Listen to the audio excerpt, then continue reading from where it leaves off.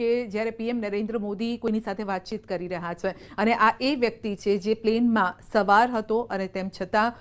તે બચી ગયો છે, કારણ કે આટલી મોટી દુર્ઘટનાને તેમ છતાં જ્યારે એ બચી ગયો છે, કહેવાય છે કે રામ રાખે તેને કોણ ચાકે, પરંતુ આ એક જ વ્યક્તિ બચ્યો છે. આપણે તો ઈચ્છતા કે તમામ લોકો બચી જાય, કદાચ નાની મોટી ઈજા થાય પરંતુ બચી જાત, પરંતુ 265 લોકોના મોત થયા છે, જેમાંથી એક જ વ્યક્તિ જે પોતાની પીડા પણ વ્યક્ત કરી રહ્યો છે, દુઃખ વ્યક્ત કરી રહ્યો છે. કદાચ એને ખબર નહીં હોય કે હું શું વ્યક્ત કરું, હું આની ખુશી વ્યક્ત કરું કે હું જીવિત બચી ગયો છું, કે પછી એ દુઃખ વ્યક્ત કરું કે મારી સાથે સવાર હતા એ તમામ લોકોના ડેથ થયા છે. પરંતુ પીએમની આ જે મુદ્રા આપ જોઈ શકો છો કે નજીકથી, કારણ કે ઘાયલો છે, ઘણા લોકોને એવી ઈજાઓ થઈ છે, વધારે જોરથી તેઓ બોલી નથી શકતા, એમની વાત